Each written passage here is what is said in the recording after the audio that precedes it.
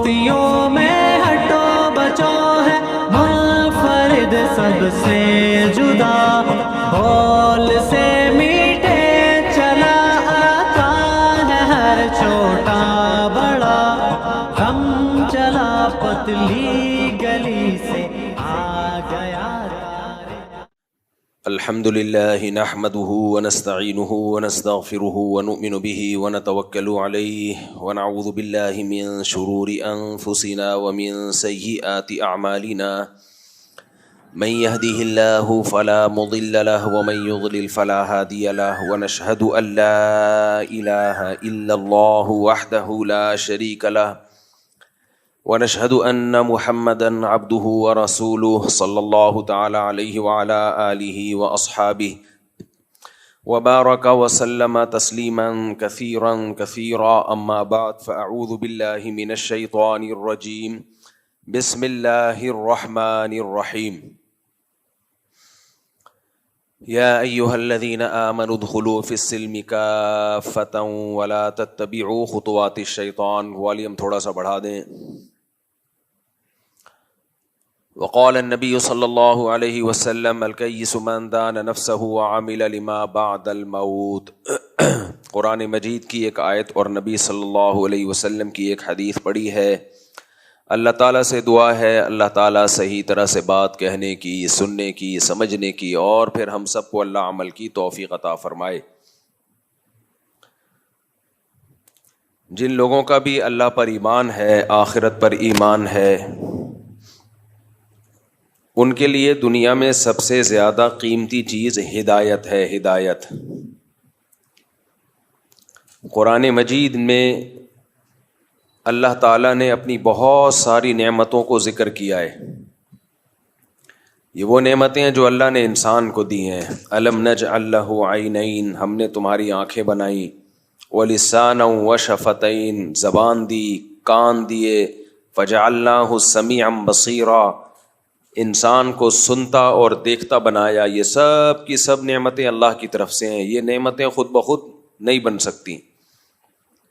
ہمارے کان میں سننے کا عمل اتنا پیچیدہ ہے، آواز کی لہریں جا کے ٹکراتی ہیں اور وہ وائبریشن پیدا کرتی ہیں، ان وائبریشن سے ریز نکلتی ہیں، وہ ریز پھر الیکٹرک ریز میں کنورٹ ہوتی ہیں۔ وہ پورا ایسا خاندانی پیچیدہ سسٹم لگا ہوا ہے کہ وہ خود بخود بن نہیں سکتا۔ ہمارے فزکس کے ٹیچر تھے،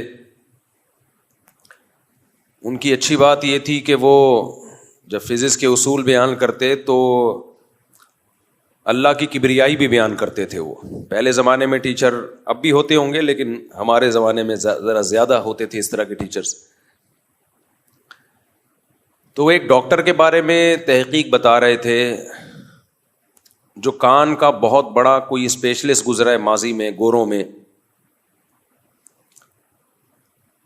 تو بتا رہے تھے کہ جب اس نے کان پہ ریسرچ کی کہ کان سنتا کیسے ہے، تو غیر مسلم تھا وہ، لیکن بے اختیار اس کے زبان سے یہ الفاظ نکلے کہ جو اس کان کو بنانے والا ہے وہ کیسا سمیع بصیر ہوگا، وہ کیسا سننے والا ہوگا، جس نے سننے کا ایسا پیچیدہ آلہ انسان کو بنایا اور انسان کی کھوپڑی میں دو طرف فٹ کر دیا تاکہ ادھر سے بھی سنے اور ادھر سے بھی سنے۔ لا الہ الا اللہ، یہ ایوالو ہونے کا نتیجہ نہیں ہو سکتا۔ میں جو یہ نظریہ ارتقاء پہ اتنا بولتا ہوں نا، اس لیے کہ یہ نظریہ تمہیں جہنم کا ایندھن بنا دے گا۔ تم نے اس کی بیس پہ خدا کا انکار کیا ہے، کوئی ہلکا کام نہیں کیا۔ تو اللہ نہیں چھوڑے گا۔ آپ کہہ دو کہ ہمارے کان ایوالو ہو کے بنے ہیں، ہمارا دماغ ایوالو ہو کے بنا ہے، آنکھیں ایوالو ہو کے بنی ہیں، پھینکتے رہو۔ پھینکنے پر گورنمنٹ کی طرف سے کوئی پابندی نہیں ہے، پھینکتے رہو، اللہ نہیں چھوڑے گا۔ جو ہمارا سیکولر طبقہ ہے ہماری اس طرح کی باتوں سے اور زیادہ طنز کرتا ہے کہ دیکھو ان مولویوں کے پاس دلیل تو ہوتی نہیں ہے، جہنم کی وعیدیں سنا رہے ہوتے ہیں۔ سائنسدان بات کرتے ہیں دلیل سے، اور یہ مولوی بات کرتے ہیں دھمکیوں سے، جہنم میں جاؤ گے۔ آپ بھی دلیل سے بات نہیں کرتے، آپ بھی پھینک رہے ہو۔ خدا کی قسم نہیں بن سکتی آنکھ، کان نہیں بن سکتے, کچھ اور لاتے مارکیٹ میں, شاید ہم مان لیتے اس کو, تو وہ چیز لے کر آئے ہو جو ماننے کی نہیں ہے. تو تمہاری ان بوسیدہ باتوں کی بیس پہ ہم اپنے بنانے والے کا انکار کریں, دنیا میں اس سے بڑا جرم کوئی نہیں ہوگا. دیکھو, لوگ جرم کی کوانٹٹی کو دیکھتے ہیں, کوالٹی کو نہیں دیکھتے. یہ بہت بڑی غلطی ہوتی ہے لوگوں سے. لوگ کہتے ہیں کہ جو شخص زیادہ گناہ کرتا ہے وہ بڑا مجرم ہے, اور جو کم گناہ کرتا ہے, جس کے گناہوں کی تعداد کم ہے, وہ چھوٹا مجرم ہے. میرا گلا پتہ نہیں کیوں بار بار بیٹھ رہا ہے. دنیا میں خوب سمجھ لو, جرم کی کوانٹٹی سے زیادہ ویلیو کس کی ہوتی ہے؟ کوالٹی کی. کس نوعیت کا جرم کیا. دیکھو, ایک آدمی نے چوری کی, مسجد سے چپل چوری کیے, ایک جرم کیا اس نے کہ نہیں کیا. پھر اس نے کیا کیا, ایک دن کوئی شخص گزر رہا تھا, اسے رکھ کے بلا وجہ تھپڑ لگا دیا. یہ بھی ظلم ہے. کتنے ٹوٹل گناہ ہو گئے اس کے؟ 2. یعنی آپ ایک ترازو لیں اور اس کے گناہ اس میں رکھنا شروع کریں. چپل چوری کا گناہ لا کے رکھ دیا, ½ کلو کا ویٹ ہو گیا اس کا, ٹھیک ہے. بلا وجہ جمشید کو تھپڑ لگا دیا, ½ کلو کا گناہ, اور یہ ٹوٹل گناہ کتنے ہو گئے؟ 1 کلو. پھر کہیں کسی کی غیبت کی, ہلکی پھلکی, زیادہ بڑی غیبت نہیں, اس کو موٹا کہہ دیا, اس کو پتلا کہہ دیا, اس طرح کی غیبت.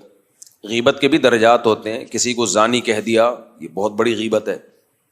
لیکن ہلکی پھلکی غیبت, ابے موٹا ہے, تون دیکھ اس کی, یہ ½ کلو کا گناہ اور ہو گیا. ٹوٹل کتنے ہو گئے؟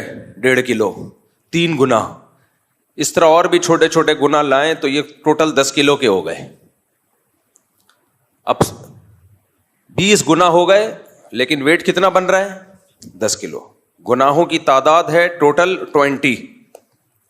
لوگ اس کو زیادہ برا سمجھیں گے, کتنا گناہ گار ہے, دیکھو اس کو گالی دی تھی, اس کو برا بلا کہا تھا, وہاں سے چپل چوری کی تھی. لیکن ایک دوسرا شخص ہے جس کی زندگی گناہوں سے بالکل پاک, نہ کبھی کسی کی غیبت کی اس نے, نہ کبھی مسجد سے چپل چوری کی ہے اس نے, نہ کبھی کسی کو تھپڑ مارا. ایک دن اٹھا اور اس نے جمشید کو قتل کر دیا.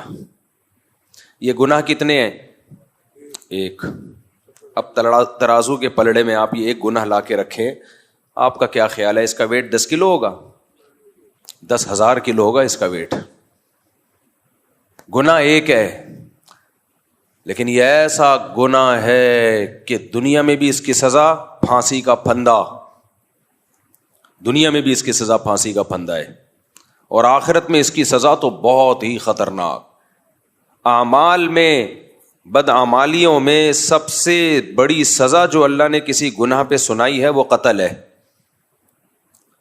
جتنی سخت سزا اللہ نے قتل پہ سنائی ہے نا, قیامت کے دن قاتل کو جو سزا ملے گی, اتنی بڑی سزا مشرک کے علاوہ کسی کو نہیں ملے گی. ایک تو شرک ہے, وہ تو عقیدے سے اس کا تعلق ہے. اعمال میں قتل سے بڑی سزا اسلام میں کوئی بھی نہیں ہے.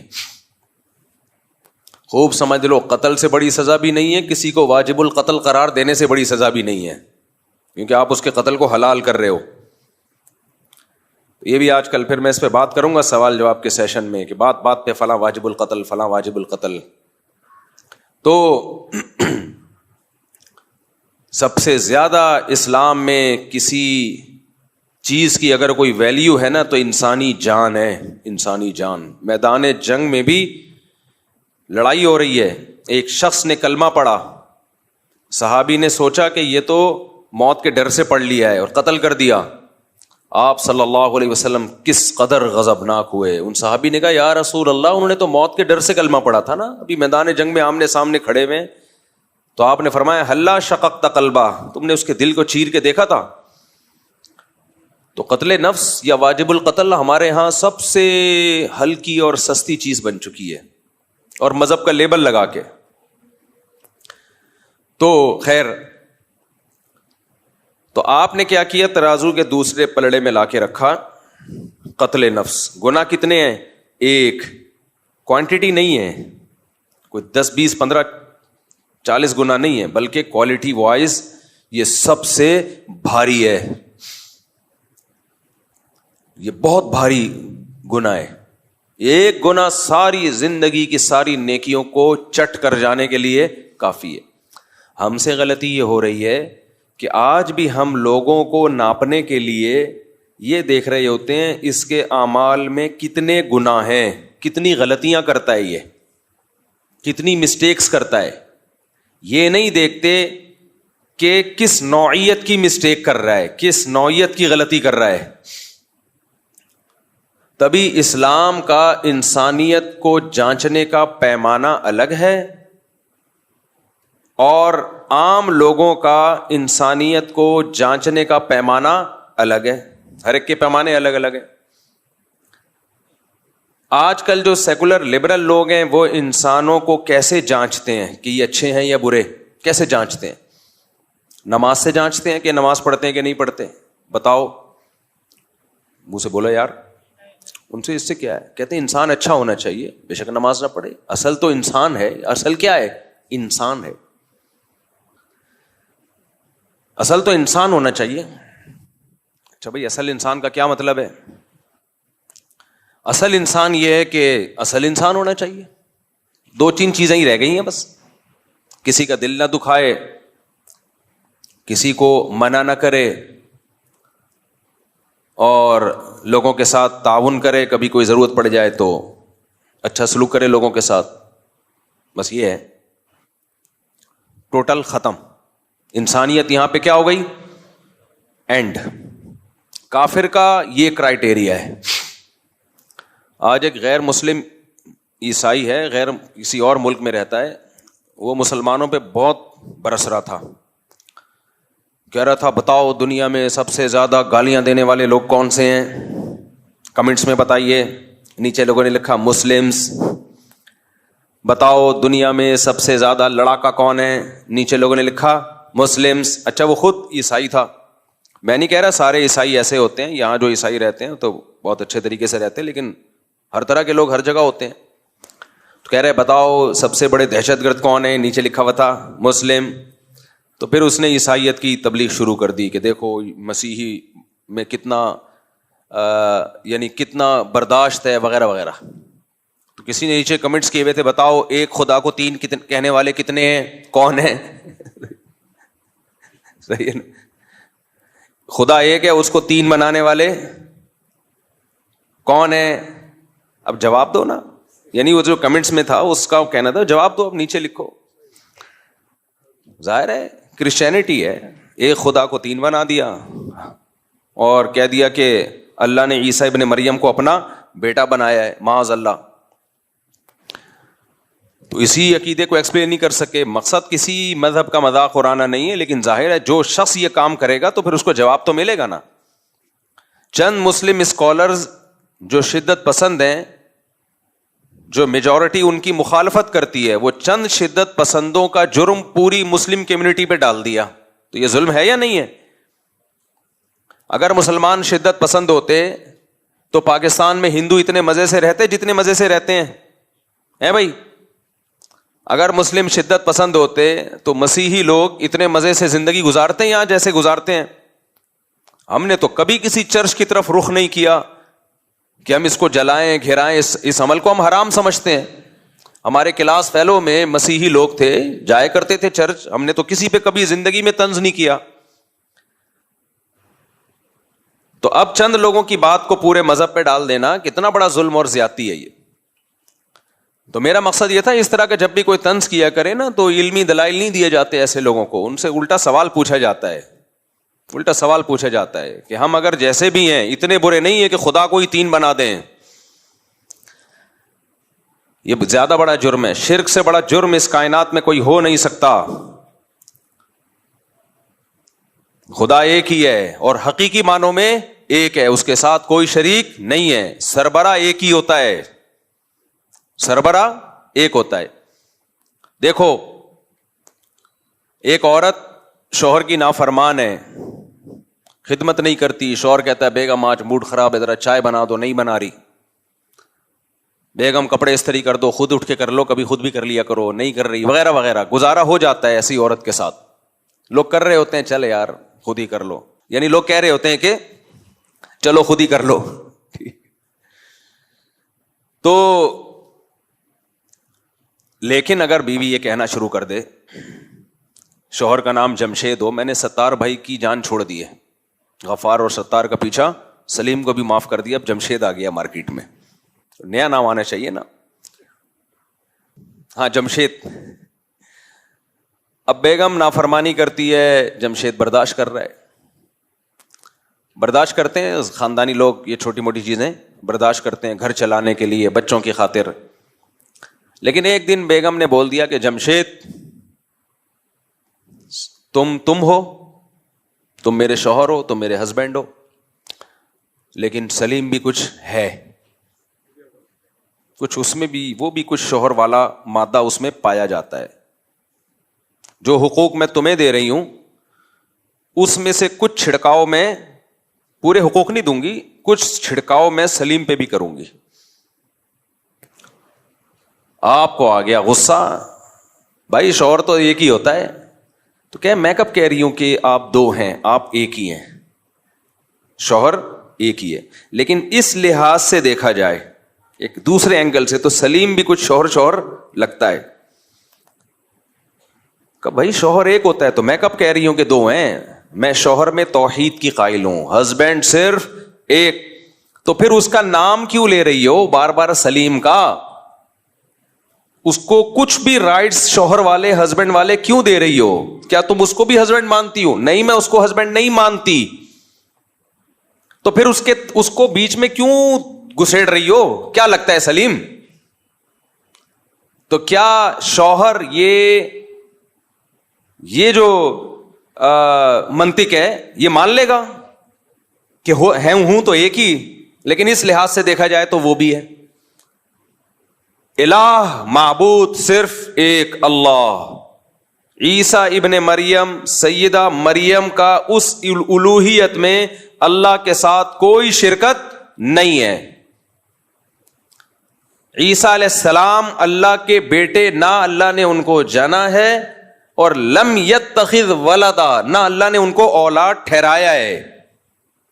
عیسائی یہ کہتے ہیں ٹھیک ہے اللہ نے جنا نہیں ہے عیسیٰ ابن مریم کو, لیکن اپنا بیٹا بنا لیا ہے. بیٹا بنانے کے لیے جنس کا ہونا ضروری ہے, اسی جنس کا ہوتا ہے تو اس کو بیٹا بنایا جاتا ہے. مجھے ایک بات بتاؤ, آپ کبھی کسی انسان کے علاوہ کسی مخلوق کو بیٹا بناؤ گے؟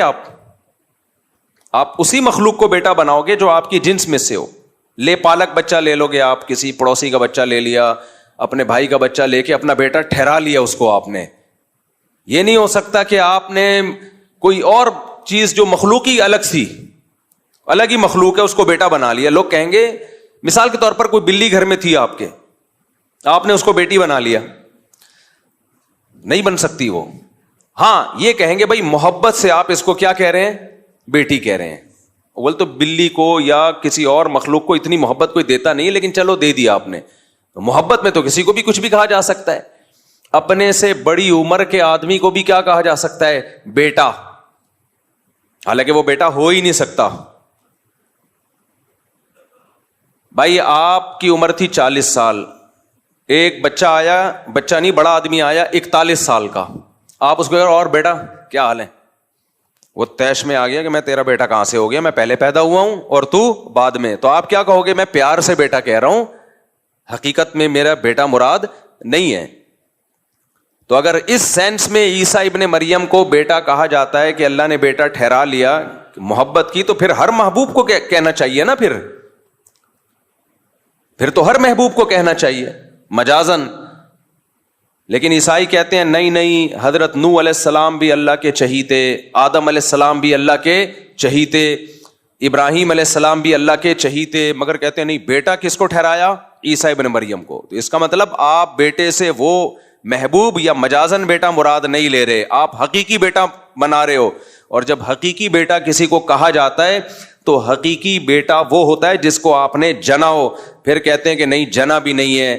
بھائی سیدھا کیوں نہیں کہہ دیتے معبود صرف ایک ہے, لیس کمثلہ شیء, اس جیسا کوئی دوسرا نہیں ہے. کیونکہ بیٹے کے لیے آپ کی جنس کا ہونا ضروری ہے. انسان کو بیٹا بناتا ہے, کسی اور مخلوق کو بیٹا, فرشتے کو بیٹا نہیں بنا سکتا.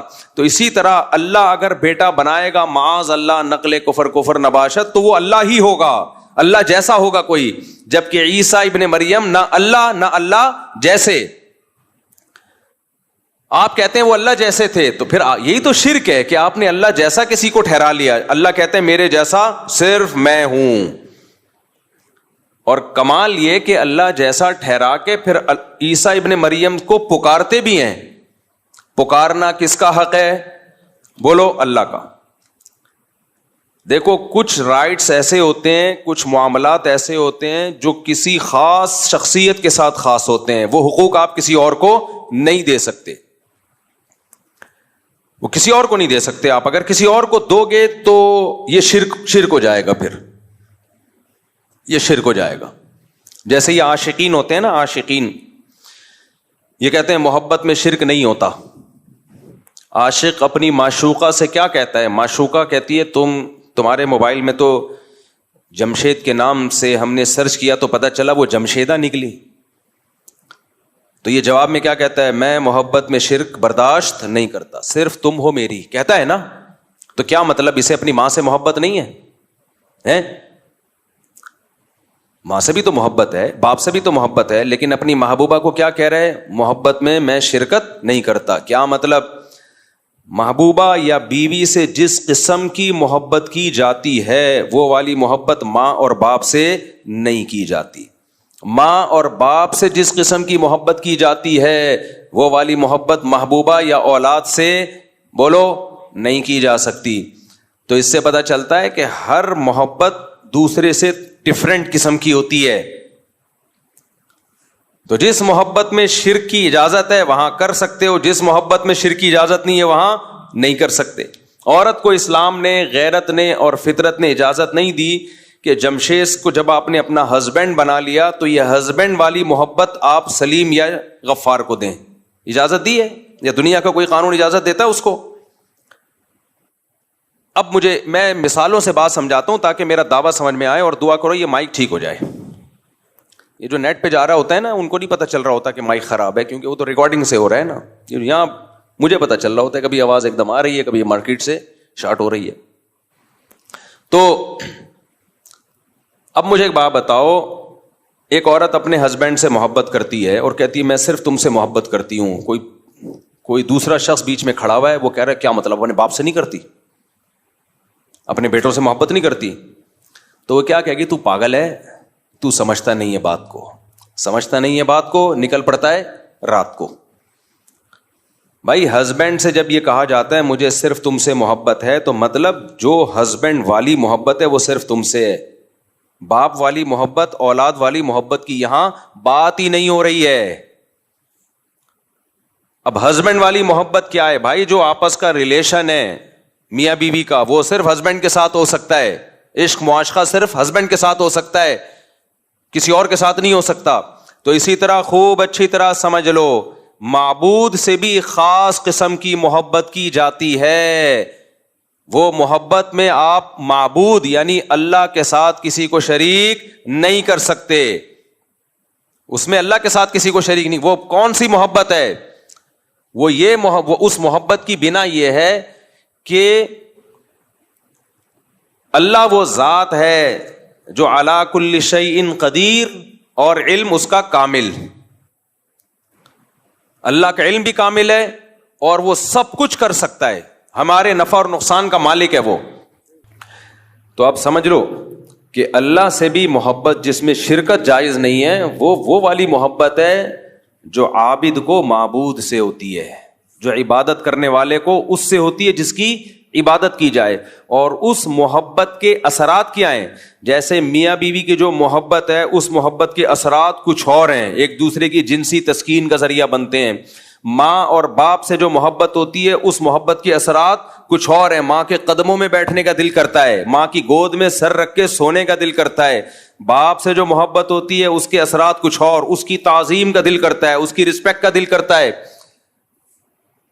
تو ہر ایک کی محبت الگ ہوتی ہے. اپنے بچوں پہ جو محبت ہوتی ہے اس محبت کے اثرات کچھ اور ہوتے ہیں, ان کو پیار کرنے کا دل کرتا ہے, ان کو کھلونے دے کے بہلانے کا دل کرتا ہے, ان کے سامنے شکلیں بگاڑ کے ان کو ہنسانے کا دل کرتا ہے, ان کے کہہ کے سننے کا دل کرتا ہے, ان کے لیے پراپرٹی جائیدادیں بنانے کا دل کرتا ہے, ان کے مستقبل کا سوچنے کا دل کرتا ہے. تو اسی طرح خوب سمجھ لو کہ اللہ سے جب محبت ہوتی ہے اس کی عبادت کا دل کرتا ہے, اور عبادت کا جزو اعظم ہے دعا. اللہ کرے یہ بات اچھی طرح سمجھ میں آ جائے. اس کو پکارنے کا دل کرتا ہے کہ مصیبت میں کس کو پکارا جائے گا؟ اس اللہ کو, کسی اور کو نہیں پکاروں گا. اعتماد صرف کس پہ کروں گا؟ اس اللہ پہ. یہاں پھر وہ لوگ مشرکین بولتے ہیں کہ اللہ کے علاوہ نہیں تم پکارتے, پولیس کو نہیں پکارتے ہیلپ لائن میں ہیں بھائی؟ تم جب سمندر میں ڈوب رہے ہوتے ہو تو ہیلی کاپٹر وہ ریسکیو ٹیم کو نہیں پکارتے بھائی. یہاں پکار کا مطلب وہ پکار جو اسباب سے ہٹ کرو. ہمارے معبود کو, اللہ کے پاس یہ طاقت ہے کہ جب سارے اسباب فیل ہو جائیں تو وہ ان ناکامی کے نقشوں میں کامیابی پیدا کر سکتا ہے, اور ناکامی کا کوئی سبب بھی نہ ہو, کامیابی کے نقشوں میں ناکامی پیدا کر سکتا ہے. وہ کچھ کرنے کے لیے کسی سبب اور لاجک کا محتاج نہیں ہے. جو اپنی قدرت سے کان بنا سکتا ہے, کتنی پیچیدہ مشین کھوپڑی میں لگا دی اس نے, اور کیسے ایک پانی کے قطرے میں جس کو منی کہا جاتا ہے ایسے سافٹ ویئر ڈال دیے کہ وہ ماں کے پیٹ میں رحم میں جب وہ جاتا ہے قطرہ, اسی میں آنکھ, اسی میں کان, اسی میں ناک, اسی میں دل, اسی میں دماغ, اسی میں لیور, یہ ساری چیزیں فٹ فاٹ بن کے 9 مہینے میں بچہ آیا مارکیٹ میں, اور جیسے ہی مارکیٹ میں آیا فوراً مارکیٹ میں اس دودھ بھی اویلیبل ہے اس کے لیے ماں کی چھاتیوں میں. اتنا تو دنیا کی کوئی گورنمنٹ بیدار نہیں ہوتی. اس سے پتہ چلتا ہے علی کل شیء قدیر. پہلی دفعہ اس نے کلمہ کن کی طاقت سے کائنات کو بنایا, اس کے بعد اسباب میں جکڑ دیا اس نے. اب ایک اسباب کے تحت کائنات چل رہی ہے. پہلی مرتبہ کچھ بھی نہیں تھا, کن بولا اور سب کچھ ہو گیا. بغیر باپ کے عیسیٰ ابن مریم کو پیدا کیا, بغیر ماں اور بغیر باپ کے آدم کو پیدا کیا. تبھی تو سائنسدان پریشان ہے, یہ اللہ کی قدرت کا انکار کرنے کے لیے بندر کے کھاتے میں ڈال دیا اس کو, یہ بندر سے پیدا ہوئے ہیں. پھر ان سے پوچھو بندر کس سے پیدا ہوا؟ وہ فلاں سے پیدا ہوا. وہ کس سے پیدا ہوا؟ وہ فلاں سے پیدا ہوا. پھر ہوتے ہوتے ہوتے ایک سیل کی طرف آتے ہیں, یہ کیسے پیدا ہوا؟ یہاں کے گاڑی پنچر, یہ کیسے پیدا ہوا؟ پنچر. چلو یہ اس کے بھی کوئی لاجک بنا لو, یہ ایسے پیدا ہوا, تو یہ بھی تو کسی چیز سے بنا ہے. وہ کس سے پیدا ہوئی؟ کائنات کی پہلی اکائی کیا ہے؟ یہاں کے سارے ملحد پنچر ہو جاتے ہیں, کسی کے پاس کوئی جواب نہیں ہے. پھر الٹا ہم پہ اعتراض کرتے ہیں, کہہ رہے ہیں اچھا یہ کائنات اگر خود سے نہیں پیدا ہوئی تو پھر خدا خود سے کیسے پیدا ہو گیا؟ اور بھائی اس کائنات کو ہم جانتے ہیں, یہ خود سے یہاں کچھ بھی نہیں ہوتا. خدا کو ہم اس کی حقیقت اور ماہیت کو نہیں جانتے, تو دونوں میں سے ایک کو تو فرض کرنا پڑے گا, یا تو یہ کائنات خود سے ہے ہمیشہ سے, یا بنانے والا ہمیشہ سے ہے. فزکس کے سارے لاز اس کائنات پہ اپلائی ہوتے ہیں, اور سارے لاز سارے قوانین کہتے ہیں یہاں خود بخود کچھ بھی نہیں ہوتا. تو یہ بن کیسے خود بخود گئی؟ وہ فزکس کے جو قوانین ہیں وہ خدا پہ تھوڑی اپلائی ہوتے ہیں, وہ مخلوق تھوڑی ہے, وہ تو ہماری عقل سے بالا تر ہے. اب دو میں سے ایک چیز تو فرض کرنی پڑے گی نا میرے بھائی, یا تو اللہ ہمیشہ سے ہے یا کائنات ہمیشہ سے. ہمارے نے کہہ دیا بھائی اللہ ہمیشہ سے, تو ہمارے پاس جواب آسان ہے, کہتے ہیں کیسے ہے؟ ہمیں نہیں پتا بھائی کیسے ہے, اللہ کی حقیقت کون جانتا ہے. لیکن آپ سے ہم پوچھتے ہیں کہ اگر اللہ نہیں ہے تو پھر کائنات ہمیشہ سے ہے, کیسے ہے؟ کسی کے باپ کے پاس بھی اس کا جواب نہیں ہے. وہ یہ نہیں کہہ سکتے کائنات ہماری عقل سے بالا تر ہے. کیوں بالا تر ہے بھائی؟ کائنات عقل سے بالا تر ہے تو اس کے بارے میں قوانین پیش کیوں کرتے ہو؟ فزکس کے جتنے قوانین ہیں خدا کے بارے میں تھوڑی اس کائنات کے بارے میں ہے نا. اگر ایسا کرو گے تو ایسا ہوگا, ایسا نہیں کرو گے تو ایسا نہیں ہوگا. دیکھو رکشوں کے پیچھے لکھا ہوتا ہے ایسا کرو گے تو کون آئے گا, یہ فزکس کا تو لا ہے. رکشوں کے پیچھے لکھا ہوتا ہے ایسا کرو گے تو کون آئے گا, یہ دیسی لا ہے. کچھ فزکس کے قوانین وہ ہیں جو سائنسدانوں نے بنائے, کچھ ہمارے رکشے ٹیکسی والوں کے بھی فزکس کے لاز ہیں. ایسا کرو گے تو کوئی بھی بولو نہیں آئے گا, اور ایسا نہیں کرو گے تو سب آ جائیں گے. یہ ایک دوسرا لا ہے جو اس کے الٹا کر کے بنایا گیا. ہم کہہ رہے ہوتے ہیں نا بھائی تو ایسا کرے گا تو پھر کون آئے گا, یعنی تو بدسلوکی کر رہا ہے میرے ساتھ, میں تیرے گھر آیا چائے کا نہیں پوچھ رہا, ایسا کرو گے تو کون آئے گا. تو جواب میں کیا کہتے ہیں, ایسا نہیں کروں گا تو سب آ جائیں گے. یعنی میں سب کو چائے کا پوچھنا شروع کر دوں سب کو کھانا, تو پھر تو لائن لگ جائے گی نا. تو خیر, تو بات کہیں سے کہیں چلی گئی. ہم یہ بات کر رہے تھے, کیا بات کر رہے تھے بھائی؟ ہاں, میں یہ کہہ رہا تھا کہ معبود والی محبت وہ صرف کس کا حق ہے؟ اللہ کا. اس محبت کے اثرات کیا ہیں؟ جیسے میں نے بھی مثال دی, ماں کی محبت کا اثر الگ, باپ کی محبت کا اثر الگ. باپ کی محبت کا اثر یہ نہیں کہ گود میں اٹھا کے پیار کرنا شروع کر دو اس کو. باپ کی محبت کا اثر ہے تعظیم, رسپیکٹ, کڑوی کسیلی برداشت کرو. کبھی کبھار ایک آدھ تھپڑ لگا دیا, برداشت, ابا ہے بھائی. ماں کی محبت کا اثر کیا ہے؟ اس کے قدموں میں بیٹھو, اس کی گود میں سر رکھو, کتنا مزہ آتا ہے, خاص طور پہ جب بوڑھی ماں ہو. آہا, اس سے زیادہ تو مزے کی دنیا میں کوئی چیز ہے نہیں. تو اللہ کی محبت کا مطلب کیا ہے؟ اللہ کی محبت کا مطلب یہ ہے, کیونکہ وہ بہت طاقتور ہے, ہم اس سے محبت اسی بیس پہ تو کرتے ہیں, بہت پاورفل, اور ہر چیز کا اسے علم ہے. تو پھر راز و نیاز کس سے کیا جائے؟ اللہ سے. وہ آپ کے دلوں کے بھیدوں کو جانتا ہے. کوئی پریشانی ہو سب سے پہلے کس کا دروازہ کھٹکھٹایا جائے؟ اللہ کا. یعلم خائنۃ الاعین وما تخفی الصدور.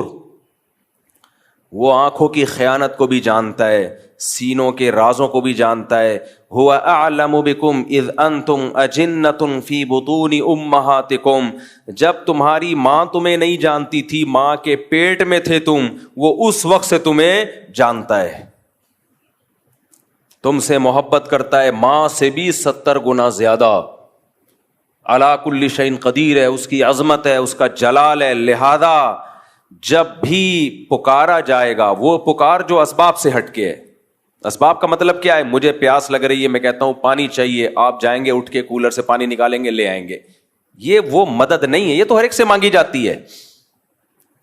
ایک مدد وہ ہوتی ہے اس کے ارادے کا نام. جب وہ کسی چیز کا ارادہ کرتا ہے تو 2 کام کرتا ہے, یا تو ویسے اسباب پیدا کر دیتا ہے, یا بغیر سبب کے کام کر دیتا ہے. وہ بغیر سبب کے کام کرے, اس کو معجزہ اور کرامت کہتے ہیں.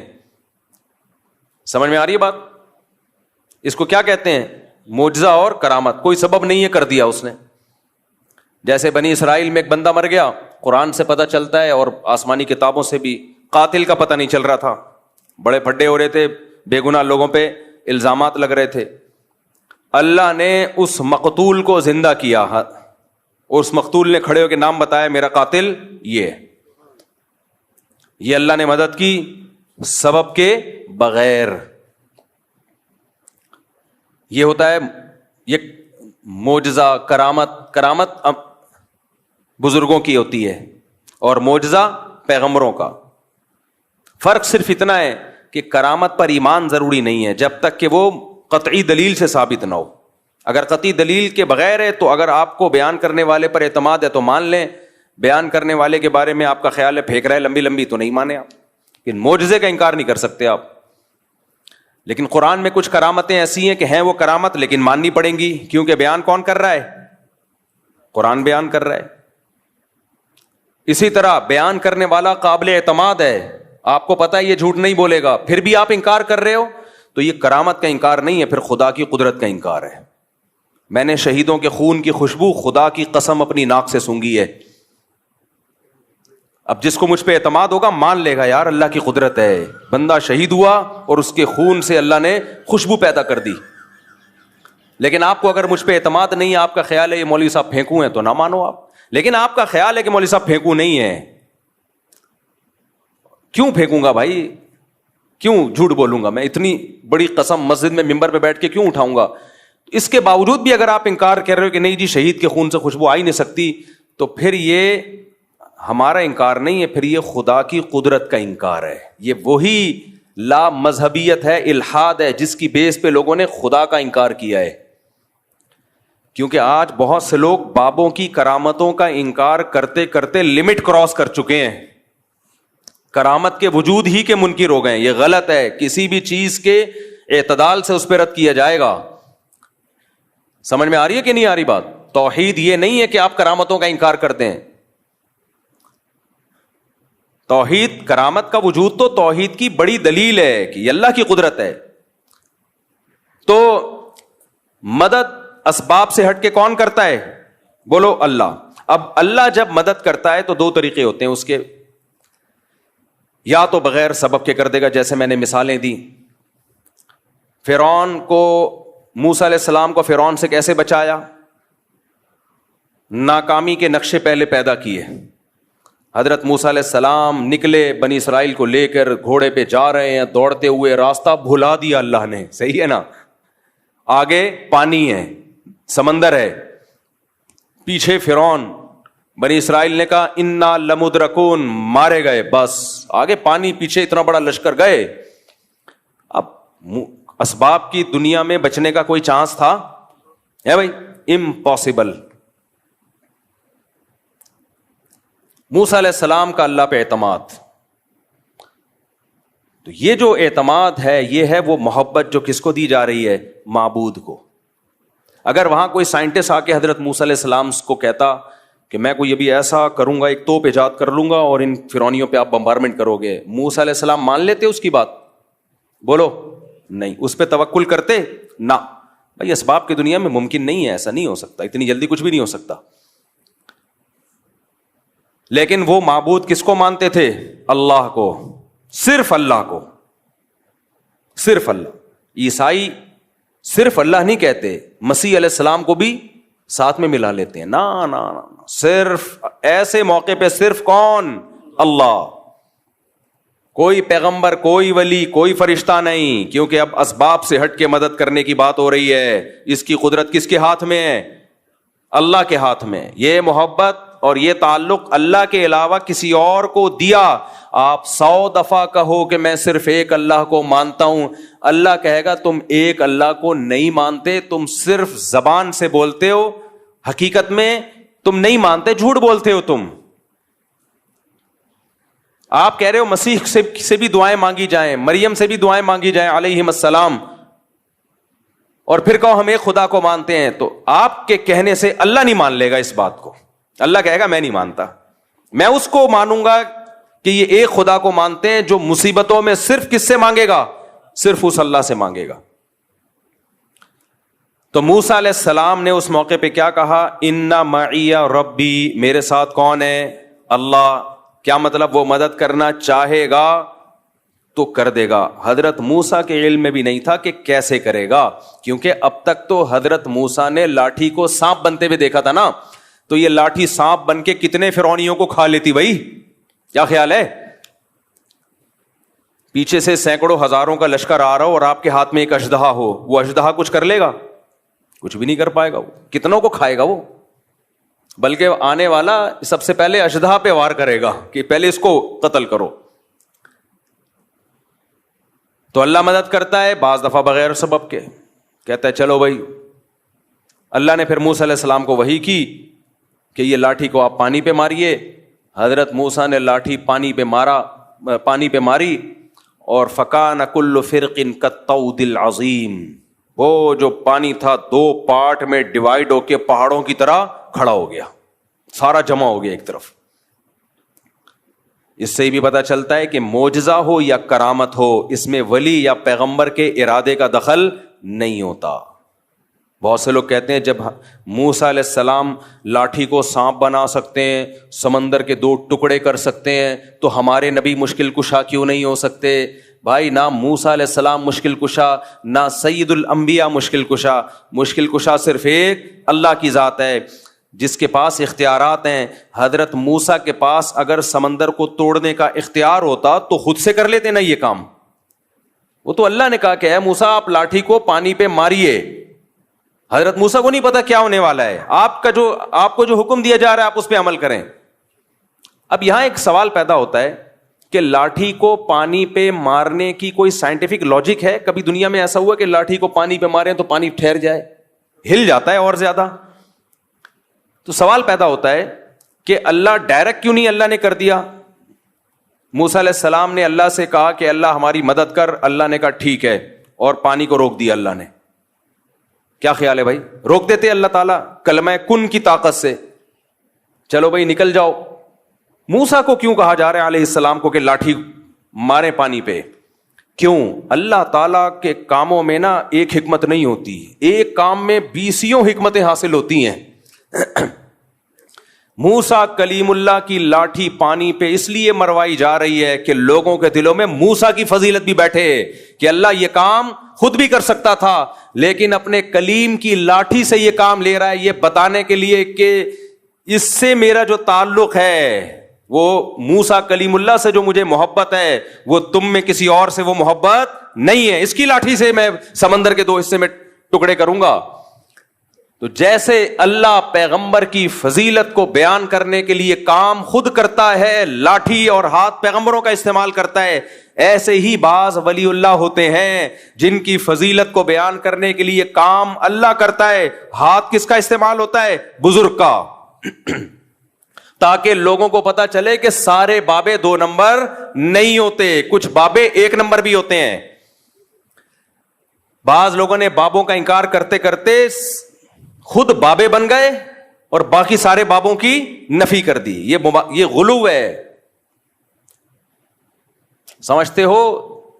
جب نہیں پڑھو گے رات کو تو کیسے سمجھو گے بات کو؟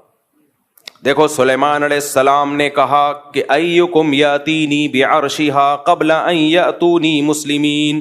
اپنے دربار میں کہا ملکہ سبا اپنے کنٹری سے آ رہی ہے، اس کے آنے سے پہلے کون ہے جو اس کا تخت اٹھا کے لے آئے گا؟ ایک جننے کا میں لے آؤں گا، اتنی ٹائم لگے گا اس میں. ایسا نہیں ہوگا جن گیا تھوڑا ٹائم لگتا ہے آنے میں اور جانے میں. ایک بزرگ تھے جن کے پاس انجیل کا زبور کا علم تھا. انہوں نے کہا انا آتیک بہ قبل ان یرتد الیک طرفک. اے پیغمبر، آپ کی پلک جھپکنے سے پہلے میں وہ تخت حاضر کروں گا. یہ کہا اور تخت حاضر. تو یہ کیا تھا؟ معجزہ تھا یا کرامت تھی؟ کرامت، کیونکہ غیر نبی کے ہاتھ پہ.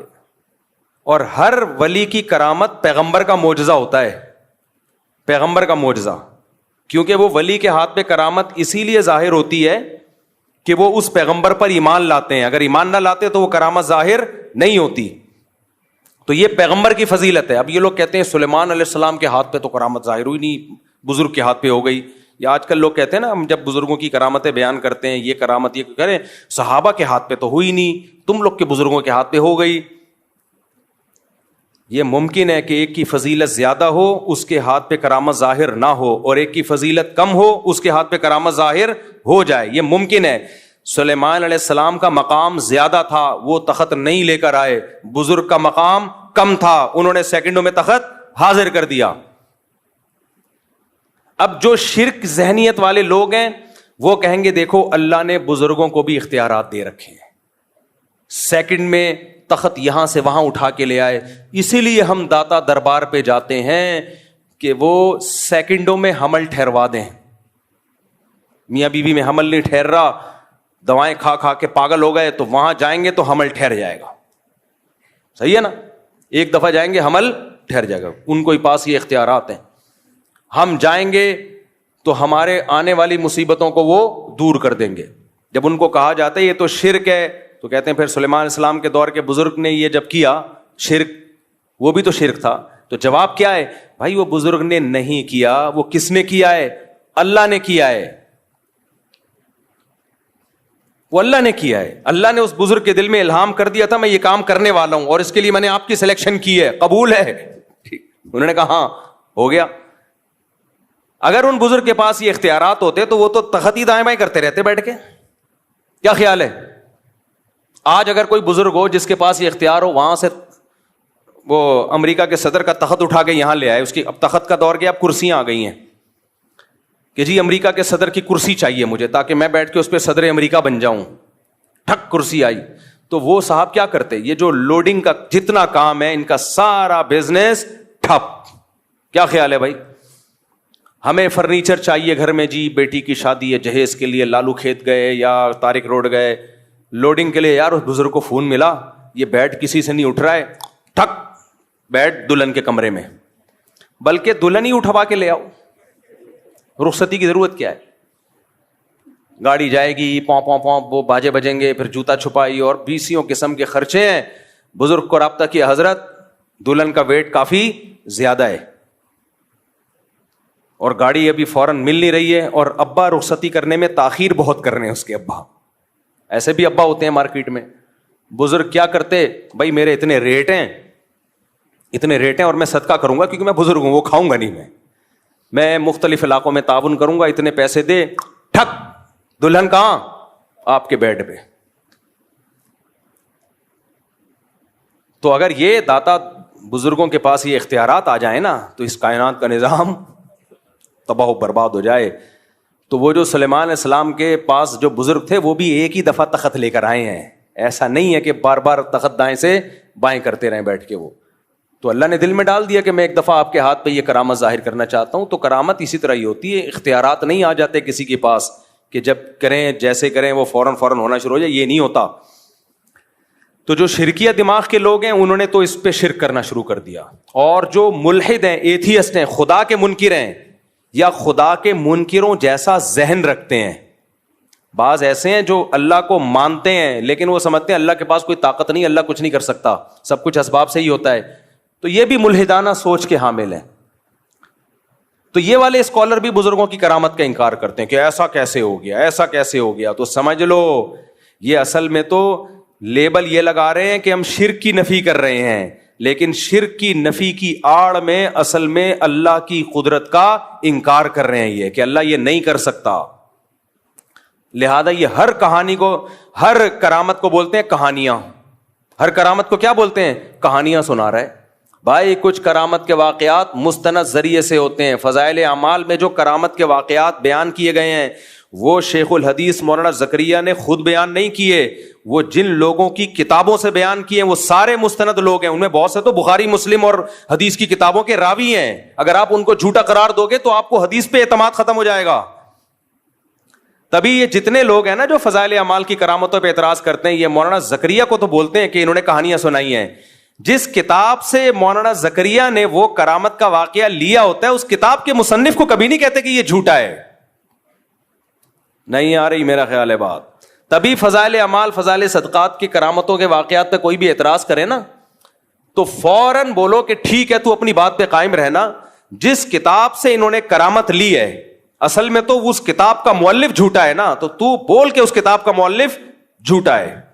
پھر جب وہ بولے تو پھر آپ بتاؤ کہ اس کتاب کا مؤلف کیا تھا، اس کی حیثیت محدثین کی نظر میں کیا تھی. تبھی یہ جتنے لوگ ہیں یہ بس امت میں تفرقہ پھیلاتے ہیں. تو اعتدال کی راہ کیا ہے؟ نہ تو ہر بزرگ کی کرامت کو مانا جائے. یہ ٹاپک سے میں ہٹ گیا، دوبارہ اصل ٹاپک پہ آ رہا ہوں. نہ تو ہر بزرگ کی کرامت کو مانا جائے گا، ایک بات. مستند ذریعے سے جو کرامت ہوگی اس کو مانا جائے گا. دوسری بات، کرامت کا مطلب کیا ہے؟ اختیارات کسی کے پاس نہیں ہے. کبھی کبھار اللہ کسی کی فضیلت کو بیان کرنے کے لیے، جیسے سلیمان علیہ السلام کے دربار میں کوئی بزرگ تھے، اللہ والے ہوں گے، کوئی جانتا نہیں تھا ان کو، اللہ نے ان کی بزرگی کو ظاہر کرنے کے لیے ان کے ہاتھ پہ کرامت ظاہر کر دی کہ دیکھو یہ بھی میرے نیک بندے ہیں. تو کبھی اللہ ایسا کر دیتا ہے، لیکن اس کا یہ مطلب نہیں ہے کہ اب ہم اس کو پکارنا شروع کر دیں. اختیارات کس کے ہاتھ میں ہیں؟ اللہ کے ہاتھ میں.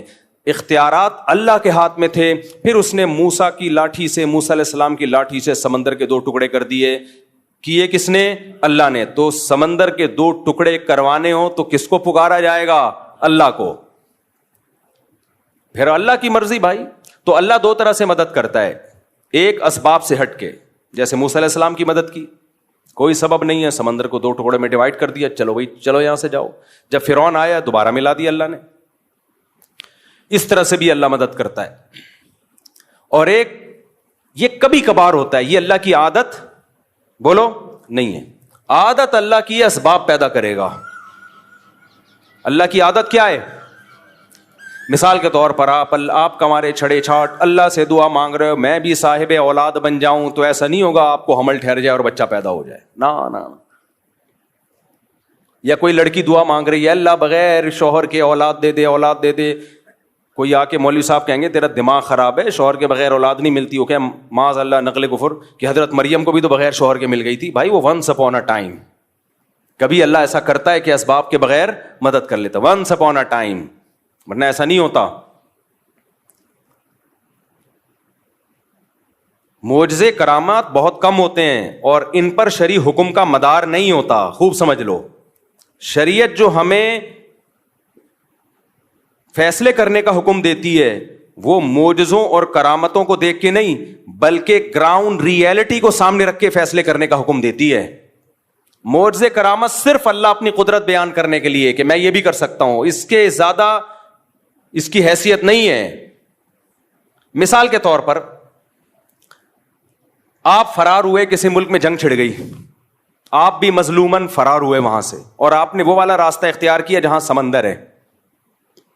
اب کوئی کہہ رہا ہے وہاں سمندر ہے, پاگل کہاں جائے گا, آگے نہیں ہے, ادھر سے انڈا موڑ سے لیفٹ سائڈ پہ مڑ جا, ادھر سے ہوتا ہوا گلشن اقبال سے ہوتا ہوا ٹھٹھا کی طرف نکل جا. وہ کہہ رہے نہیں, میں کہاں جاؤں گا, سینڈ سپٹ اور ہاکس بے کی طرف جاؤں گا. کسی نے کہا وہاں آگے راستہ بند ہو رہا ہے. کہے گا تجھے اللہ کی قدرت پہ یقین نہیں ہے, موسیٰ علیہ السلام بھی تو اسی ٹریک پہ چلے تھے, آگے راستہ بند تھا, اس خدا نے اپنی قدرت دکھائی اور سمندر کو 2 حصوں میں تقسیم کر دیا. تو میں جب وہاں جاؤں گا آگے اللہ اپنی قدرت سے کشتیاں بھیج دے گا, اللہ اپنی قدرت سے سمندر کو پھاڑ دے گا. تو ہم کہیں گے تیرا دماغ ہو گیا ہے خراب, نہیں آئی میرا خیال ہے بات. ہم کیا کہیں گے, تیری کھوپڑی ہو گئی ہے آؤٹ. ہم کہیں گے بھائی موسیٰ علیہ السلام جان کر اس راستے پہ نہیں چلے تھے, بھول گئے تھے راستہ. چلے تو وہ اس ٹریک پہ تھے جو خشکی کا راستہ جاتا ہے, وہ راستہ ہی بھول گئے, بس اللہ نے اپنی قدرت دکھانی تھی. کہ نہیں تم اللہ کی قدرت کے منکر ہو, کیا اللہ سمندر کو 2 حصوں میں تقسیم نہیں کر سکتا؟ بھائی کر تو سکتا ہے, تو اللہ کرے گا, کر تو سکتا ہے, لیکن تجھے یہ کس نے کہا کہ کرے گا؟ ایک دفعہ مجھے یاد ہے کوئی مجھے مشورہ دے رہا تھا, کوئی ایسے بے احتیاطی والا مشورہ دے رہا تھا. میں نے کہا یار حالات ٹھیک نہیں ہے, اس طرح میرا جانا ایسے موقع پہ وہاں ٹھیک نہیں ہے, آج کل تھریٹس بہت ہیں, تھوڑا پرانی بات ہے, جان کا خطرہ ہے. اس نے کہا اللہ نے چاہا تو اللہ بچائے گا. میں نے کہا اگر اللہ نے نہیں چاہا تو تیرا باپ بچائے گا پھر؟ نہیں اللہ نے چاہا تو اللہ بچا لے گا. یہ تو ہمیں پتا ہے اللہ نے چاہا تو بچائے گا, لیکن مجھے پتا ہے کہ اللہ چاہتا ہے کہ نہیں چاہتا. میں بلیچ پی رہا ہوں, اللہ نے چاہا تو اللہ بچا لے گا. مجھے پتا ہے یہاں فلاں جگہ پہ دہشت گردی ہے, قتل و غارت ہو رہے ہیں, نہیں جاؤ بھائی, وہاں پہ بم پھٹ رہے ہیں, حالات خراب ہیں, اللہ نے چاہا تو اللہ بچا لے گا. تو ٹھیک ہے, بہت سے لوگوں کو اللہ نے بچایا بھی ہے. اب کراچی کے جو حالات خراب چل رہے تھے, جگہ جگہ بم دھماکے ہو رہے تھے, بنارس لوگ جاتے تھے نا, وصیت کر کے جاتے تھے کہ میں بنارس جا رہا ہوں. بنارس والا ادھر آتا تھا, وصیت کر کے آتا تھا میں انڈا موڑ آ رہا ہوں. ایسی جنگ چل رہی تھی, لوگوں نے کہا ویزے لے کے جاؤ بھائی. تو کراچی کے حالات دیکھے ہیں نا, تو اس میں کہا جاتا تھا بھائی گھر سے باہر مت نکلو. نہیں جی اللہ بچائے گا, اللہ نے چاہا تو اللہ بچائے گا. یقیناً اللہ نے چاہا تو بچائے گا, لیکن اللہ چاہے گا کہ نہیں چاہ رہا ہے یہ ہمیں معلوم نہیں ہے. تو چاہتا ہے کہ اللہ چاہے کہ میں بچوں, لیکن اللہ بھی چاہتا ہے کہ تو جو چاہتا ہے وہ ہو. تو اس لیے معجزوں اور کرامتوں پر فیصلے نہیں کر سکتے آپ. اس کی ایک اور مثال, جب ایک شرعی حکم لوگوں کو بیان کیا جاتا ہے کہ بغاوت کے لیے یا جہاد کے لیے ضروری ہے کہ آپ کے پاس پراپر تیاری ہو, دشمن سے لڑنے کی طاقت ہو. اس طاقت کے بغیر آپ کو نہ جنگ کرنے کی اجازت ہے, نہ مسلح بغاوت کی اجازت ہے. جب تک آپ کے پاس پاور نہیں ہے, سامنے ٹینک ہیں آپ کے پاس, اس کے مقابلے میں نہ ٹینک ہے نہ جہاز ہے, کچھ بھی نہیں ہے, تو آپ کیسے بغاوت کرو گے؟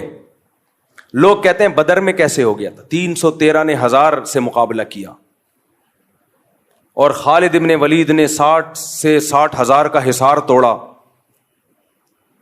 بھائی بدر میں 313 کا جو 1000 سے مقابلہ تھا وہ نبی کے ارادے سے نہیں تھا, وہ تو کسی اور ارادے سے نکلے تھے. تو مشرکین نے اچانک 1000 کا لشکر لے کے آ گئے, تو وہ تو اس کے علاوہ کوئی راستہ ہی نہیں تھا. تبھی پھر مدد اللہ کی طرف سے نازل ہوئی ہے. تو وہ معجزہ تھا کہ 313,000 پہ غالب آ گئے. نبی خود 313 کو لے کے مکہ پہ چڑھائی کے لیے کبھی بھی نہیں نکلے. نبی مکہ پہ چڑھائی کے لیے اپنے ارادے کے ساتھ اس وقت گئے ہیں جب 10,000 کا لشکر تیار ہوا ہے, پھر آپ نے مکہ پہ اٹیک کیا ہے. سمجھ میں آ رہی ہے بات کہ نہیں آ رہی ہے؟ دیکھو 13 سال مکہ میں آپ نے جہاد نہیں کیا, کچھ لوگ کہتے ہیں ایمان نہیں بنا تھا. نا نا نا نا, اس وقت کا جو ایمان تھا وہ بعد میں اس لیول کا ایمان تو کبھی بن ہی نہیں سکتا, کیونکہ قرآن کہہ رہے جو ہجرت سے پہلے ایمان لے آئے نا ان کا ایمان سب سے تگڑا ہے. بلال حبشی کا ایمان رضی اللہ عنہ, ابو بکر کا ایمان, عمر بن خطاب کا ایمان, سیدنا علی کا ایمان, سیدنا عثمان کا ایمان, سیدنا عبداللہ بن مسعود کا ایمان. یہ وہ لوگ تھے جب اسلام انتہائی کمزور تھا, ایسے پاورفل ایمان والے لوگ تھے یہ. اس وقت منافق کا تصور ہی نہیں تھا. لیکن آپ نے جہاد کیا اس 13 سال میں, بولو صبر صبر صبر صبر کی تلقین. اتنا ظلم ہوا ہے. خباب ابن ارت رضی اللہ تعالیٰ عنہ نبی کے پاس آئے کہ مجھے میرا مالک جو ہے آگ کے انگاروں پہ لٹاتا ہے, اور اتنے بڑے بڑے کھڈے پڑ گئے تھے کمر میں. یا رسول اللہ الا تستنصر لنا, آپ اللہ سے ہمارے لیے مدد کی دعا کیوں نہیں کرتے؟ تو خباب ابن ارت یہ بھی تو کہہ سکتے تھے, یا رسول اللہ آپ تلوار اٹھائیں ہم جہاد کرتے ہیں, یا نبی کہتے تلوار اٹھاؤ ہم کیا کرتے ہیں جہاد. نہیں کیا. آپ نے فرمایا صبر کرو, ایک دن آنے والا ہے کہ ایک عورت زیور سے آراستہ ہو کے صنعاء تک چلے گی, اتنا لمبا راستہ طے کرے گی, کوئی اسے خوف نہیں ہوگا, ایسا امن دنیا میں قائم ہونے والا ہے. لیکن تستعجلون, تم جلدی کر رہے ہو, تو کیوں تلوار نہیں اٹھائی؟ اس لیے کہ بہت تھوڑے تھے اور کافر بہت زیادہ پاور میں تھے. گراؤنڈ ریئلٹی اور اسباب کو سب سے زیادہ فوکس اسلام کرتا ہے. تبھی تو مسلمان دنیا میں مار کھا رہے ہیں, بیٹھے ہوئے پھینک رہے ہوں گے, بس باتیں کر رہے ہوں گے, کسی بھی چیز کا کوئی سبب اختیار نہیں کرتے, نہ صحت کا سبب, بے موقع توکل. تو نبی نے مکہ میں 13 سال صبر کیا ہے کیونکہ طاقت بولو نہیں تھی. اتنے سے لوگ نہیں لڑ سکتے بھائی, اتنوں سے. حضرت بلال کے سینے پہ پتھر رکھے جا رہے ہیں, وہ پتھر نہیں ہٹا سکتے, اور ایسی قوم کو حکم دیا جائے کہ تم ان کے خلاف کیا کرو, لڑائی شروع کر دو. وہاں اتنا کر سکتے تھے کہ جان بچا کے مکہ سے نکل جائیں. جان بچا کے کیا کریں؟ یہ نکلنا بڑا مشکل تھا, مکہ والے نکلنے نہیں دے رہے تھے. اس کے لیے آپ صلی اللہ علیہ وسلم نے پلاننگ کی ہے.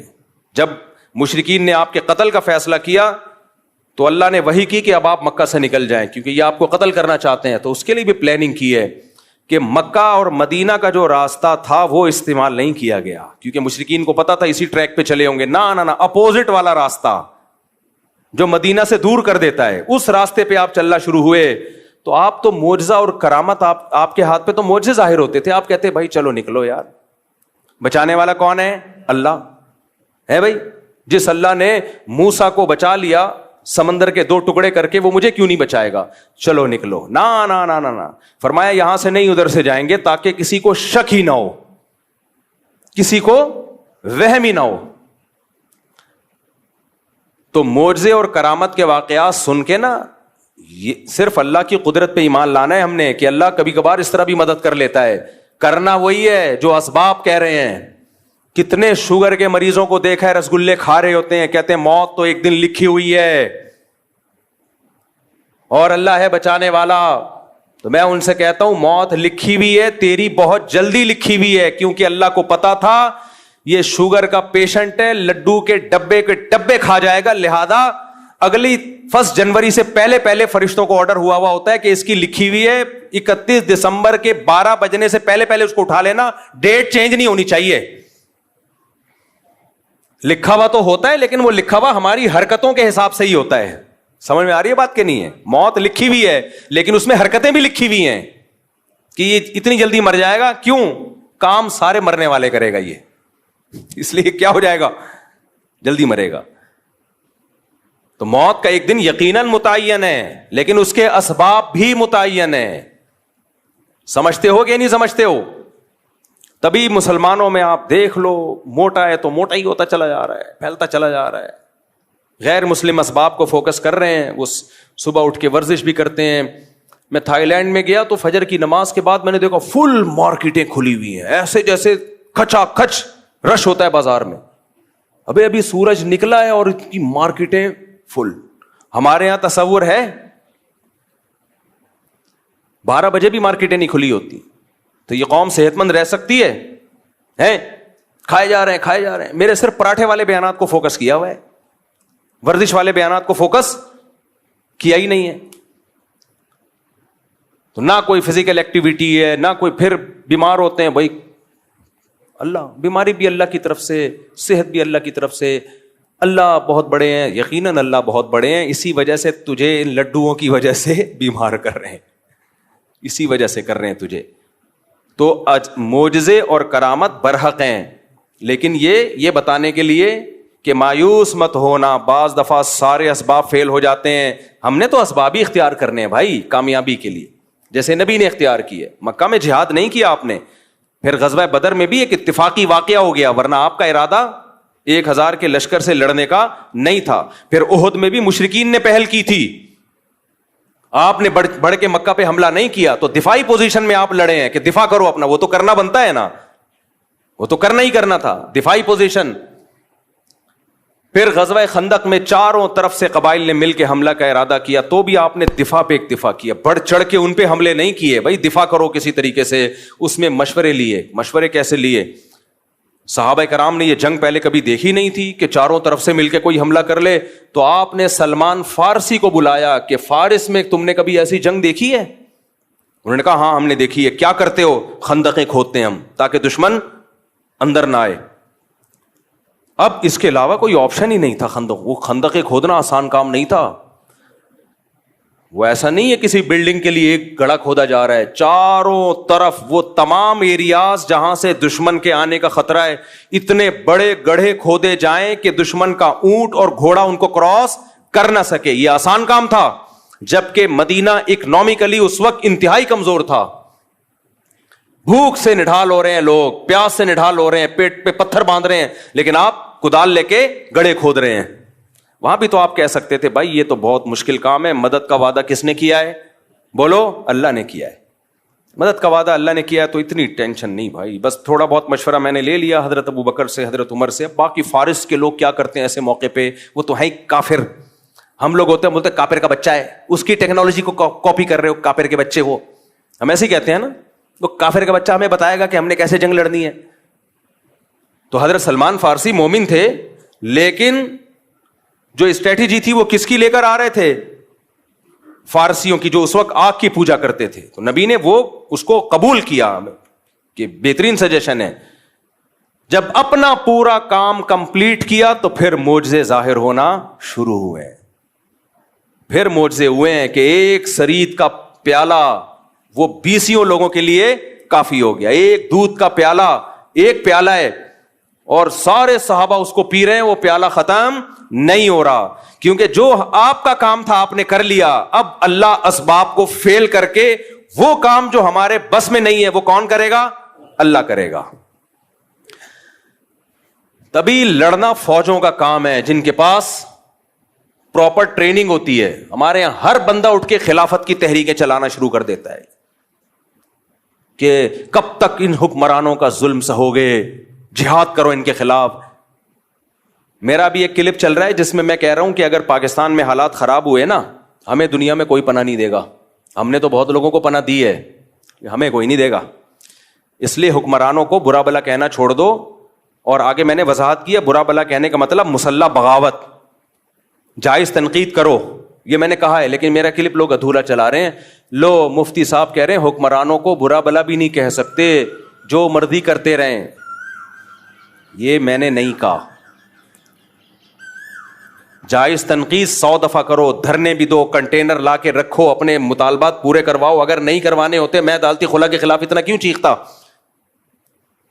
میرا مقصد ہے مسلح تحریک کی طرف مت جاؤ, بم دھماکے, مار دھاڑ.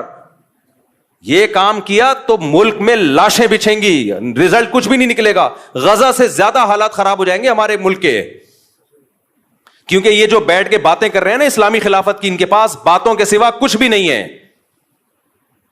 خلافت کا لفظ انہوں نے بدنام کر دیا ہے. ہر 4 دن میں کوئی اٹھتا ہے کہ پاکستان میں خلافت کا نظام لے کے آؤں. تیرے پاس کون سا میکینزم ہے؟ تیرے پاس کیا اسٹریٹجی ہے؟ پہلے کیا کرے گا, اس کے بعد کیا کرے گا, پھر لڑے گا کیسے؟ کیونکہ اسی لیے تو آپ کو فوج سے لڑنا پڑے گا, اسلام آباد پہ قبضہ کرنا پڑے گا. کیا کیسے کرے گا؟ کوئی جواب نہیں ہے. یونیورسٹیوں کے لڑکوں کو اور طلبہ کو ایک اندھیری گلی میں بند کر دیا. پھر ہوتا کیا ہے, ایجنسی والے ان کو اٹھاتے ہیں, پھر یہ مسنگ پرسن بنتے ہیں. اور یہ جتنے لیڈر خلافت کے نام پہ یہ دندناتے گھوم رہے ہوتے ہیں, ان کو کچھ بھی نہیں ہوتا. ایجنسیاں ان کو کچھ نہیں کہتی, ایجنسیاں کہتی ہیں ان کی دعوت پہ جتنے لوگ آ رہے ہیں نا ان کو کھڈے لین لگاتے جاؤ, ان کی چمڑیاں ادھیڑی جاتی ہیں, کوئی پوچھنے والا. تو ایسے جتنے بھی اسکالرز ہیں نا یونیورسٹیوں میں آج کل, یہ بہت اس طرح کے اسکالرز آ رہے ہیں کہ دیکھو یہ مولوی نظام کے خلاف نہیں کھڑے ہوتے. نظام کے خلاف کھڑے ہونے کا مطلب کیا ہے؟ مطلب پہلے واضح کرو, کیا مطلب کھڑے ہونے کا مطلب؟ اگر تم یہ کہہ رہے ہو توپیں گنے لے کے نکل جائیں, یہ نظام کے خلاف ہم نہیں کھڑے ہوں گے بھائی, اس سے نقصان ہوگا, ملک میں انارکی پھیلے گی, ملک کے ٹکڑے ہوں گے اور غیر مسلم طاقتوں کے ہاتھ میں یہ کنٹری چلا جائے گا, اس سے بدتر حالات ہو جائیں گے. اور اگر نظام کے خلاف کا مطلب ہی کہ احتجاج کرو, میڈیا پہ دھرنے دے کے 100 دفعہ کرو, کس نے منع کیا بھائی؟ کس نے منع کیا ہے؟ بنگلہ دیش والوں نے کیا نا احتجاج, کامیاب ہوئے وہ, تو کس نے منع کیا آپ کو احتجاج کرنے؟ یہاں تو بات خلافت سے شروع ہو رہی ہے. اور خلیفہ کون ہوگا آج تک نہیں ڈیفائن کر پائے یہ لوگ. وہ خلیفہ ہوتا ہے وہ بیچارہ اس قابل ہی نہیں ہوتا کہ اس کو کوئی عورت اپنا شوہر بنا لے, اور وہ ملک کا خلیفہ بننے نکلا ہوتا ہے. یہ یونیورسٹیوں میں بہت ہو رہا ہے آج کل, جائیں گے کچھ ٹھش پش انگلش ماری, اور پھر مولویوں کو برا بلا کہا کہ مولوی تو یہ کر رہے ہیں, مولوی تو تقریریں کر رہے ہیں, تو تصوف میں لگے ہوئے ہیں, تزکیہ میں لگے ہوئے ہیں, نظام کی تبدیلی. اور نظام کی تبدیلی کا مطلب پتہ ہے کیا ہوتا ہے ان کا؟ بغاوت. اب تو واضح لفظوں میں کہنا چھوڑ دیا, کیونکہ کچھ لوگوں کو ایجنسی نے اٹھا کے ان کے اگلے پچھلے گناہ معاف کیے پھر چھوڑ دیا, تو اب وہ بغاوت کا لفظ یوز نہیں کر رہے. اندر ان کے وہی جذبات ہیں, خلافت, نظام تبدیلی. ابے کیا مطلب نظام کی تبدیلی؟ ہمارے پاس ایک سوٹیبل پیکج ہے نظام کی تبدیلی کا. وہ پیکج کیا ہے بھائی؟ یونیورسٹیاں بناؤ, اسکول بناؤ, تعلیم کو فوکس کرو, تاکہ آپ کی چھت کے نیچے جب کوئی بندہ پڑھ کے فوج میں جائے گا, جب کوئی بیوروکریسی میں جائے گا, جب کوئی عدلیہ میں جائے گا, ماحول آپ اس کو دینی ماحول دو گے تو وہاں جا کے فیصلے بھی کیسے کرے گا؟ اچھے. اور اگر آپ ان شعبوں میں نہیں گئے تو پھر یہ تمام اہم ترین شعبے آپ نے اسلام دشمنوں کے لیے چھوڑ دیے ہیں. پھر فوج میں بھی اسلام دشمن لوگ جائیں گے, عدلیہ میں بھی اسلام دشمن لوگ جائیں گے, بیوروکریسی میں بھی اسلام دشمن لوگ جائیں گے, پھر فیصلے آپ کے خلاف ہوں گے اور آپ دھرنے دیتے رہو گے. یہ ایک سوٹیبل طریقہ ہے نظام کی تبدیلی کا. یہ طریقہ نہیں ہے کہ آپ اٹھے اور دھرم دھرم کر کے آپ نے اتنے بندے وہاں مار دیے, اتنے بندے وہاں مار دیے. اس سے کچھ بھی حاصل ہونے والا نہیں ہے. اور اگر حاصل ہوا تو آپ کو نہیں ہوگا, ان طاقتوں کو ہوگا جو آپ کو فیور کر رہی ہیں. سمجھ میں آ رہی ہے بات کہ نہیں آ رہی ہے؟ ان طاقتوں کو فائدہ ہوگا اس سے. اور ویسے بھی میں بار بار کہہ رہا ہوں, پاکستان میں حالات خراب ہوئے نا, مجھے اور آپ کو کوئی پڑوسی ملک ٹھکانہ نہیں دے گا. ہم نے ٹھکانہ دیا, وہ نہیں دیں گے ہمیں. لوگ کہتے ہیں ڈالر لے کے ٹھکانہ دیا تھا, تو آپ بھی تو ڈالر لے کے ہی ہمیں بھگا رہے ہو وہاں سے. اور ہم نے کتنے افغانی یہاں پہ جو ہمارے بھائی ہیں, کیا ڈالر لے کے ہم نے ان کو یہاں ٹھکانہ دیا ہے؟ کس نے ڈالر لیے بھائی؟ آج بھی گھوم رہے ہیں, اور ہمیں خوشی ہے. 0 سے کروڑ پتی بن گئے, ان کی جائیدادیں ہیں, پراپرٹیاں ہیں, 100 دفعہ ہمیں خوشی ہوتی ہے اس سے. مسلمان ہیں. ضیاء الحق کی تقریر آپ سنے جا کے, جب یہ افغان جہاد شروع ہوا تھا, اس نے کہا تھا, اس کے الفاظ مجھے پورے الفاظ یاد نہیں, اس نے کہا تھا افغانوں کے لیے ہمارا ملک کھلا ہوا ہے, آئے یہاں پہ دھڑا دھڑ آئے. آپ نے اس سارے احسانات کو 2 منٹ میں دھجیاں اڑا دی کہ تم نے تو ڈالر کے لیے کیا تھا. تو ہمیں کوئی بھی نہیں رکھے گا. اور معلومات جب تک آتھینٹک معلومات نہ ہو نا, تبصرہ مت کیا کرو. آتھینٹک معلومات یہی ہیں کہ تمہیں کوئی بھی نہیں رکھے گا. صحیح ہے, اس ذہن میں رکھ. نہ پڑوسی رکھیں گے, چاہے وہ اسلامی حکومت ہے, ہم سے اچھے ہوں گے, 100 دفعہ اچھے ہوں گے, ان کی بڑی قربانیاں ہیں, 100 دفعہ قربانیاں ہیں, ان کے شہیدوں کے خون سے خوشبوئیں آئی ہیں, 100 دفعہ آئی ہیں, لیکن مجھے اور آپ کو نہیں رکھے گا کوئی بھی. یہ ذہن میں رکھنا. اور صرف یہ نہیں کہ رکھیں گے نہیں, لتر مار کے باہر نکالیں گے, لتر مار کے بولیں گے دفع ہو یہاں سے. عزت سے بھی نہیں نکالیں گے, لتر مار کے نکالیں گے. ویسے ہی ملاقات کے سلسلے میں چلے گئے تو ٹھیک ہے, رہنے کے لیے گئے, لتر مار کے نکالیں گے, لتر مار کے. یقین نہیں آتا, جاؤ, چلے جاؤ. سمجھتے ہو؟ باقی ان کی قربانیوں کا کوئی انکار نہیں ہے. جو اسلام نافذ کیا اس کا کوئی انکار نہیں ہے, 100 دفعہ. اور سب ہمارے بھائی ہیں بھائی, کسی سے نفرت پھیلانا مقصد نہیں ہے. جتنے پڑوسی ملک ہیں ہم تو انڈیا سے دوستی کے قائل ہیں, جو خالصتاً کافر ملک ہے. بس صرف اتنی نالج دینا مقصد ہے کہ تمہیں کوئی رکھے گا نہیں. سمجھ رہے ہو؟ اور صرف نکالیں گے نہیں, لتر مار کے نکالیں گے. اس پہ لوگ اعتراض کر رہے ہیں میرے بیانات پہ. میں تو جو گراؤنڈ ریئلٹی وہ بیان کر رہا ہوں, باقی تو ہم تو دوستی کے قائل ہیں بھائی. اور جو بھی ہیں پڑوسی ملک کے ہمارے بھائی ہیں, 100 دفعہ آج بھی ہم ان کے لیے قربانی دینے کے لیے تیار ہیں, 100 دفعہ تیار ہیں. اس کو ہم سب سے بڑا جہاد سمجھتے ہیں. لیکن میں یہ بتا رہا ہوں کہ بس جو ظرف آپ کا ہے وہ ساری دنیا کے سب لوگوں کا نہیں, اس لیے اپنے ملک کی حفاظت کرو. آج ہم کسی کو پناہ بھی اس لیے دے رہے ہیں, دے بھی اس لیے رہے ہیں کہ ہمارے پاس ایک کنٹری ہے. نہیں ہوا ختم. بات کو میں سمیٹ کے ختم کرتا ہوں. تو اللہ 2 طرح سے مدد کرتا ہے انسانوں کی. بعض دفعہ اسباب کے بغیر, جیسے معجزے و کرامات, لیکن اللہ کی عادت کیا ہے, اسباب پیدا کر دیتا ہے. کیا پیدا کر دیتا ہے بھائی؟ اسباب. ایسی جگہ سے اسباب پیدا کرتا ہے جہاں سے آپ کا گمان بھی نہیں ہوتا. تو پھر ملحد کہتا ہے یار یہ تو سبب سے ہو رہا ہے نا, یہ تو سبب سے ہو رہا ہے, یہ تو سبب سے ہو رہا ہے, یہ تو اللہ کہاں کر رہا ہے؟ بھائی وہ سبب پیدا کس نے کیا ہے؟ اللہ نے کیا ہے. وہ سبب پیدا کرنے والا کون ہے؟ اسلام جو دنیا میں آیا غالب آئے وہ بھی تو اسباب سے آیا نا. وہ اسباب پیدا کس نے کیے؟ اللہ نے کیا. ایسی جگہ سے اللہ اسباب پیدا کرتے ہیں جہاں سے آپ کا گمان بھی نہیں ہوتا. اور بعض دفعہ اسباب فیل کون کرتا ہے؟ اللہ. آپ سمجھتے ہو بہت دولت آ گئی, بہت کچھ ہو گیا, آپ اللہ کو بھلا دیتے ہو. اللہ آپ سے دولت چھین لیتا ہے. چھینتا کیسے ہے؟ سبب پیدا کر دیتا. کوئی ایسی بیماری لگا دی, ساری دولت اس بیماری میں خرچ, جائیدادیں تقسیم ہونا, جائیدادیں بکنا شروع. ایسے لوگ ہم نے دیکھے ہیں, ایک بیماری ہوئی, علاج میں زیرو ہو گئے بالکل. کروڑوں روپے جو انہوں نے کمائے تھے ختم, بھیک مانگنے پہ آ گئے. حضرت حکیم اختر صاحب رحمہ اللہ تعالیٰ ایک واقعہ بیان کیا کرتے تھے, ابھی بھی ان کا بیان انٹرنیٹ پہ پڑا ہوا ہے, کہ گلشن اقبال میں ایک سیٹھ صاحب رہا کرتے تھے, ہر وقت مولویوں کی برائی, مولوی ایسے مولوی ایسے. کچھ لوگوں کو پتہ نہیں, کوئی اللہ معاف فرمائے, کوئی بچپن میں کچھ الٹے سیدھے واقعات شاید ہو جاتے ہیں ان کے ساتھ کسی 2 نمبر مولوی کے, تو ہر مولوی کو برا سمجھتے ہیں. بھائی ہر مولوی برا نہیں ہوتا یار. تو ان کو ٹھڑک ہو جاتی ہے, کوئی مولوی ایسے مولوی ایسے مولوی ایسے. ایک صاحب مجھے ملتا ہی مولوی ایسے مولوی ایسے مولوی ایسے مولوی 2 نمبر. نے کہا کیا ہو گیا بھائی؟ پھر انہیں واقعہ سنایا کہ بچپن میں جو ان کے ساتھ ہوا تھا, کوئی قاری صاحب تھے, کوئی غلط ہو گیا. تو میں نے کہا یار ایک نے غلط کر لیا آپ کے ساتھ, جو 100% اس قاری کو چھتر لگاؤ سالے کو. لیکن یہ تھوڑی کہ سارے قاری ایسے یار, سارے مولوی ایسے. ایک ونس اپون اے ٹائم آپ کے ساتھ ہو گیا, اور آپ کو بھی تو چاہیے تھا نا کہ تھوڑا سا اتنا. اس کی تو 100% غلطی ہے, لیکن آپ نے جو اندھا اعتماد کیا, وہ کہہ رہے میں تو بزرگ سمجھ کے گیا تھا اس کے پاس. تو بزرگ بھی بعض بڑے ڈینجرس قسم کے ہوتے ہیں. 2 قسمیں تو بزرگوں کی ہیں نا, 2 نمبر اور 1 نمبر. تو بعض دفعہ ایسا ہو جاتا ہے جس کی وجہ سے پھر آدمی کہتا ہے. تو وہ حکیم اختر صاحب نے فرمایا کہ وہ ہر وقت مولوی ایسے, عالم ایسے, بزرگ ایسے, نہ نماز نہ روزہ نہ زکوٰۃ. اس کو معدے کا کینسر ہو گیا. کینسر جب ہوا ہے تو حالت خراب, ڈاکٹر نے کہہ دیا اتنے دن کے مہمان ہو. اب دبلا ہونا شروع ہو گیا, ہڈیاں وڈیاں جو بیچارے کینسروں کے.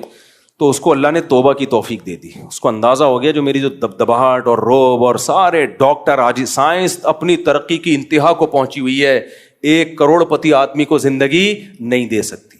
جوان بھی تھا. اس کو اندازہ ہو گیا بھائی یہ سب مادی اسباب کی 2 ٹکے کی حیثیت نہیں ہے, موت اپنی آنکھوں سے نظر آ رہی. حکیم اختر صاحب نے فرمایا کہ اس نے سارے علماء کو بلایا, سب سے معافیاں مانگی, بھائی مجھ سے غلطی ہوئی ہے, توبہ کی اور دنیا سے چلا گیا. یہ پرانے زمانے کے ملحد تھے, جب لتر پڑھتے تھے تو اللہ یاد آ جاتا تھا. آج کے ملحد اتنا ڈھیٹ ہے نا, صبح و شام عذاب اپنی آنکھوں سے دیکھے, پسے ابو جہل کی طرح. کیا عبداللہ بن مسعود اس کی سینے پہ بیٹھے ہوئے ہیں گردن کاٹنے کے لیے؟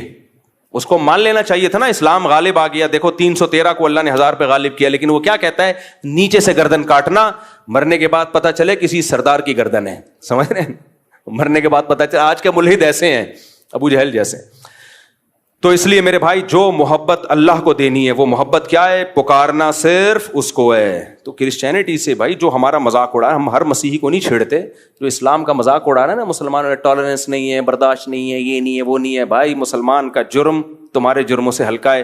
تم نے ایک جرم ایسا کیا ہے نا, شرک کا, وہ ایک ترازو کے پلڑے میں جب لا کے رکھا جائے گا تو اللہ کہے گا مسلمان جیسا بھی ہے مانتا صرف مجھے تھا, اور تم جتنے بھی اچھے ہو میرے ساتھ عیسیٰ ابن مریم کو تم نے شریک کر لیا. تمہارا ایک جرم لاکھوں کلو کا ہے, صحیح ہے نا, اور مسلمانوں کے چھوٹے چھوٹے 20 جرم بھی اس جرم کا مقابلہ نہیں کر سکتے. اللہ ہمیں عمل کی توفیق عطا فرمائے. موضوع کچھ اور تھا لیکن چلو جہاں بھی چلے گئے اچھی بات ہوگی.